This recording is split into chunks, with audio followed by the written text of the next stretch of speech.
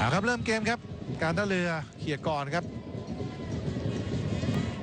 โยกหนีธนากรเส้นหลังเปิดโด่งเข้ามาเลยนั้นขวิดลูกนี้ออกมาบอลกระชอกนิดหนึ่งโอ้โหจังหวะแรกนี่ตรงกรอบเลยครับอาโจยกข้ามมาบีรัมขึ้นโค้งลูกนี้ไม่ตรงกรอบโอ้โหเรดาร์นี่จับที่บีรัมตลอดครับบอลจากริมเส้นแล้วอันดับแรกถ้าไปปิดตัวริมเส้นโดยเฉพาะอย่างจอร์มาโจนี่ไม่อยู่เขาเปิดบอลแม่นจริงๆนะครับวิธีการเล่นนี่หลากหลายนะครับลูกนี้อาจจะโดนยืนปิดยืนใกล้จากอดีศรไปโอสกรปั่นเข้ามาหน้าประตูบอลถูกคลิกแล้วขวาไว้มาต้องยิงเข้าไปเลยครับ1-0ครับโอ้จอร์มาโจฉวยโอกาสยิงเข้าไปเลยสับสนกันเองครับการท่าเรือตอนแรกทำท่าจะไม่เสียแล้วนะครับบอลตกบนเส้นแต่ระหว่างผู้รักษาประตูกับเพื่อนนี่มาไปกักจังหวะต่างฝ่ายต่างจะเล่นแล้วไม่เล่นแล้วสุดท้ายหยุดครับหยุดก็เจอคนเดียวที่เล่นนะครับจอร์มาโจมุดจิ้มเข้าไปเลยนำเร็วเลยครับสุโขทัยโอ้โหเขาโค้ชจะเด็ดถึงกับลุกขึ้นมาเลยนะครับดูอีกครั้งครับภาพช้านวดอยู่ไม่นานครับสุดท้ายจากลูกเตะมุมเคลียร์ไม่ดีตั้งแต่แรกครับแล้วก็รอนมา2ต่อโอ้โหลูกนี้อันนี้สอนนะครับที่ยืนครับแล้วพยายามที่จะขวางเพื่อให้นรงเล่นแต่นรงโอ้โหไปพลาดเองนะครับบอลกระชอกจากมือไปเองคือลูกนี้ก็ถือว่าต้องบอกว่าตื่นกันไปเองครับแล้วบอลหลุดจากมือไปบาโจ้นั่นก็ต้องชมด้วยความขยันและสมาธิอยู่กับบอลตลอดนะครับยิงสวนเข้าไปเลยขวางเอาไว้พงศกรเรนานติ้มเข้ามาลูกนี้ตัวชนเคลียร์ไม่ขาดบาโจ้ดึงเข้าขวาบาโจ้ยิงเซฟไว้ได้ครับโอ้โหนรงค์เคลียร์มาครับเคลียร์ไม่ดีคาตาโนะโดนแฮนด์บอลซะก่อนโอ้โหนี่ครับความผิดพลาดอีกจังหวะในเกมรับของการท่าเรือเกือบจะเสียประตูที่2ไปนะครับโอ้โหนี่ลูกนี้เหมือนจะไม่มีอะไรครับแต่จับแล้วบอลมันลื่นคอนโทรลไม่อยู่ครับสุชนเสียการครองบอลไปเนี่ยพยายามจะตวัดเคลียร์แล้วแต่ไปโดนแป๊กๆครับเลยเข้าทางจอร์มาโจแล้วหลอกดีมากครับจังหวะแรกดูจังหวะม้วนกลับเข้าขวาแล้วเปิดพื้นที่ได้เยอะหรือว่ายิงไม่คมเท่าไหร่ครับลูกนี้แล้วก็เป็นนรงค์ที่ยังเซฟได้เยี่ยมครับสวนกลับมานิติพงษ์คืนมาศิวกรเข้าขวาแล้วยิงลูกนี้โอ้โหเฉียวเสาได้เดียวครับศิวกรจากขุปศาสตร์เปิดขึ้นมาติดคาตาโนะมงโตมาเรนานเก็บได้มงชงต่อมาบีรามเลื่อนนิดหนึ่งซ้ายล็อกมาขวาแต่งทีหนึ่งปั่นลูกนี้ 2-0 ครับโอ้โหไม่เหลือครับบีรามดิยุบแน่นอนมากๆครับเลือดเย็นเหลือเกินครับในจังหวะโดยเฉพาะจากบอลแรกของเรนันมาเกสเนี่ยกองหลังของทางการท่าเรือเข้าบอลผิดจังหวะนะครับเลยเปิดพื้นที่เลยทำให้ยุบเองก็ขยับเข้าหาบอลง่ายนะครับเลยปล่อยยิ้มจากทางสโมสรสุโขทัยได้เลยครับคุณสมศักดิ์เทพสุทินนี่ครับจังหวะนี้ครับพอบุกเข้าไปหาเรนานแล้วกลายเป็นว่าไม่ถึงบอลนะครับบอลก็เลยมาถึงดิวบิรัมครับแล้วดูความเยือกเย็นของเจ้าตัวบล็อกกลับมาแล้วดึงหนีอาทิตย์1เข้ามาอีก2คนแต่งหุบเข้าในแล้วคราวนี้ก็แหวกบล็อกได้หมดเลยครับโอ้โหแล้วตัวที่พยายามจะตามมาบล็อกเป็นการไปลื่นอีกครับเลยทำให้การหาช่องลูกนี้ก็ง่ายขึ้นไปด้วยครับแล้วยิงได้เฉียบขาดมากๆครับโอ้เป็นทาง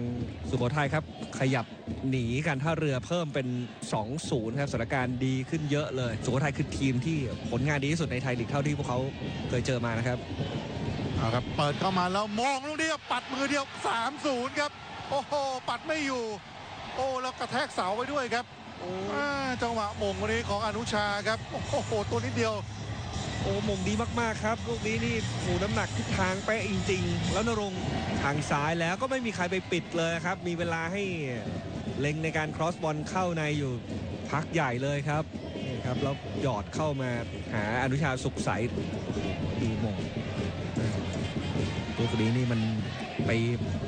ย้อยเสียบใต้คานพอดีเลยครับทำให้การที่จะบินปัดของนรงค์เองก็ยากไปด้วยนะครับบาโจแตะกระชากบาโจปั่นลูกนี้ฉลับแล้วก็โค้งทีชนคานครับ โอ้ในนันมาเกสยังไม่มีประตูวันนี้โอ้รูปร่างแกขึ้นแล้วได้เปรียบทางนรงค์ซะอีกนะครับน้ำหนักขาดไปหน่อยเดียวครับวิทะลุเป็น 4-0 แล้วก็เกือบจะมาครบกวนนะครับทางแนวรุกของสุโขทัยวันนี้ขาดเรนันมาเกสที่ยังไม่ยิงสำเร็จครับเป่าจบครึ่งเวลาแรกครับฟุตบอลช้างเอฟเอครับรอบก่อนรองชนะเลิศก็เป็นสถานการณ์ที่เจ้าบ้านสุโขทัยทำได้เหนือกว่าการท่าเรือเยอะเลยครับนำอยู่ 3-0 ประตูแรกจากจอห์นวัชโจนาทีที่ 9 2-0 จากดิยุบิรัมนาที 35 แล้วก็หนีเป็น 3-0 จากอนุชาสุขใสนาทีที่ 37 ครับเกมที่ทุ่งทะเลหลวงนะครับจบครึ่งเวลาแรกเป็นสุโขทัยครับที่ออกนำการท่าเรืออยู่ถึง3-0ช่วงนี้เราพักกันก่อนครู่นึงครับช่วงนี้ท่านผู้ชมครับกลับมาที่สนามกีฬาทุ่งทะเลหลวงกันต่อนะครับมาชมฟุตบอลช้างเอฟเอคัพ 2016 ในรอบ8 ทีมสุดท้ายนะครับสุโขทัย FC ครับออกนำการท่าเรือ FC อยู่3-0เลยครับในครึ่งแรกเอาครับแต่เคลียร์ไม่ขาดปิยราชอีกครั้งหนึ่งปิยราชหักเข้ามาดึงบอลไว้ออกมาใหม่นุชาให้ปิยราชยอดเข้าไปลูกนี้ชกทิ้งมาได้แล้วยิงสวนบอลไหลแล้วโอ้โหเคลียร์มาได้ครับสุชนแม่ลูกนี้ครอสบอลเข้าไปด้านในแล้วบอลตกใส่ไม่ขาดไปนั้นกลับตัวยิงยัดเลยครับโอ้ไปติดเซฟของนรงค์ก่อนแล้วหลังจากนั้นได้โยนหนุนเข้าไปใหม่บอลจังหวะแถว2นี่ตามเก็บอีกทีจากอนุชาเกือบจะเข้าประตูอยู่แล้วนะครับเพราะว่าได้นานดึงบอลมาก่อนยิงมิลัม 4-0 ครับโอ้โหมาจนได้แล้วประตูที่2ของมิลัมดียุฟครับโอ้โหได้นานใจกว้างสุดๆใช่เพราะว่าบอลเข้าซ้ายเขาด้วยนะครับแต่ขยับหนีเพิ่มเป็น 4-0 มาจากจุดเริ่มจากริมเส้นเหมือนเดิมนะครับตักข้ามมาตัวไกลครับเราเรนันมาเกสแกขนาดมองหาเพื่อนก่อนเลยนะครับใช่ทั้งที่มุมของเขาที่จะยิงเองก็มีนะครับเพราะเหลี่ยมซ้ายถนัดด้วยมุดแตะให้แบบคือไม่รู้จะขอบคุณยังไงครับดูบิลัมกดซ้ายเป็นคนที่ยิงซ้ายขวาเลยนะครับวันนี้ใช่คราวนี้ซ้ายเต็มนะครับเราน้ำหนักที่เรนันมาเกสแปะมาให้ตุ่มเข้ามาที่ประกรณ์เปิดโด่งเข้าไปแล้วโค้งลูกนี้จนคานครับไม่ได้ประตูโอ้จากปากรเปิดแล้วนรงฤทธิ์เป็นคนมงแบบเต็มเลยแต่ก็ไปโดนคานแบบเต็มเหมือนกันนะครับนี่ครับจากบอลทุ่มเร็วเข้ามาครับโอ้ครอสลึกไปเสา2ไม่ล้ำหน้าครับปากรตั้งป้อมยิงลูกนี้เลียดเอาปัดก็ชอกโอ้โหแล้วแม่ต้องตามมาตะคุบสุดตัวเหมือนกันไพโรจน์แม่นิดเดียวนรงฤทธิ์จะได้ซ้ำเผาขนอยู่แล้วนะครับบอลผ่านหน้าเจ้าตัวไปหน่อยเดียวเองปากรลูกนี้ไปฉลับบางๆมาด้วยนะครับทำให้บอลก็หนีมือเพิ่มไปนิดหนึ่งครับไพโรจน์เสียวนิดหน่อยครับแต่ยังตามเก็บงานจังหวะ2ไม่ได้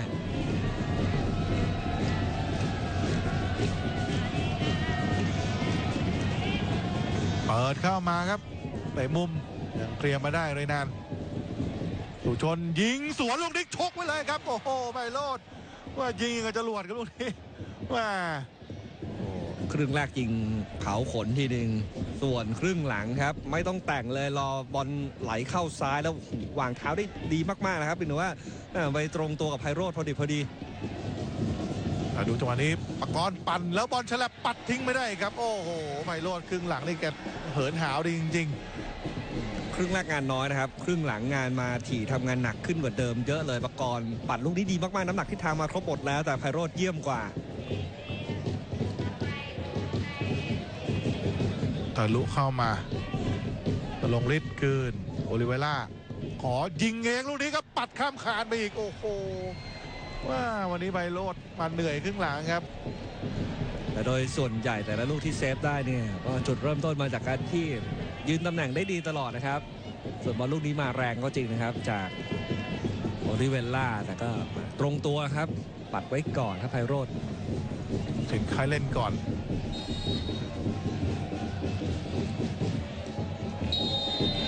และเป่าหมดแล้วการแข่งขันครับสุโขทัย FC ก็เปิดบ้านเอาชนะการท่าเรือ FC ไปครับ4-0 ก็ถือว่าสกอร์ขาดตั้งแต่ครึ่งแรกแล้วนะครับครึ่งแรกนำ 3-0 ก่อนจอห์นบัตเจอร์นาทีที่ 9 มีดิยุบิรัมนาที 35 อนุชาสุขใสนาที 37 ครึ่งหลังมาตอกเพิ่มอีก1ลูกจากดิยุบิรัมนะครับนาที 57 ก็ทำให้จบการแข่งขันช้าง FA คัพในรอบก่อนรองชนะเลิศครับเป็นทางสุโขทัยที่ทำได้ดีกว่าครับเป็นฝ่ายเปิดบ้านเอาชนะการท่าเรือไปขาดลอย 4-0 เดินทางเข้าสู่รอบรองชนะเลิศต่อไปครับ